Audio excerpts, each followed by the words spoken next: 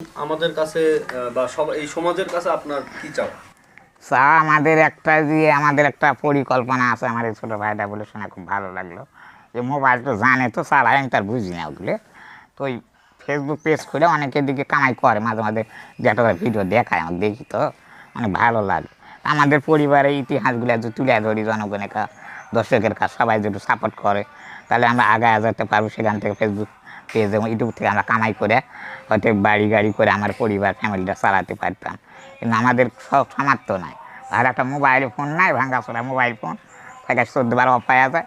এটা ভালো একটা ক্যামেরাও নাই। সবই জানা আছে ফাংশন। আমার স্বাস্থ্য ভাই শান্ত, ইনিও কিছু জানে, আমাদের হেল্প করে, সহযোগিতা করে।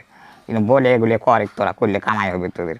কিন্তু আমরা পারি না, টাকা নাই, মোবাইল ফোন নাই। কেউ যদি আমাদের একটা দামি মোবাইল ফোন কিনে দিত বা ক্যামেরা ব্যবস্থা করে দিলে আমরা আগায় যেতে পারতাম, ইনশাল্লাহ আমাদের বিশ্বাস আছে। আমার ভাই যে বললো আপনার যে আফসোসের বা কিছু দুঃখ কষ্টের কথা, যা সমস্যা বা সামনের দিকে মানে যে আগানার যে কথাটুকু বললো আপনাদের মাঝে, ওরকম সবারই তো একটা মন আছে, আশা আকাঙ্ক্ষা। ওর একভাবে আমার একভাবে, এরকম সবারই আছে, কারো বেশি কারো কম কারো ছোট এই।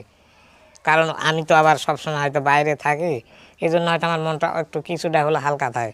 আর ওই তো সবসময় বাসায় থাকে, এই জন্য তার মনটা একবারে বিশেষভাবে বলা যায় যে খারাপ, মনটার দিক দিয়ে খারাপ।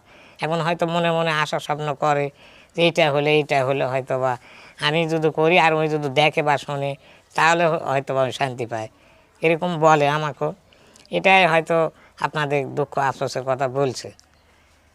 আমার যখন মনে করেন এই বাজারে গেলাম না, বাজারে হাট ছিল, আগে যাইতাম ওখানে অনেক জিনিস খাইতাম, আবার হাঁটে আসতাম, যাইতাম 2-3 বার করে।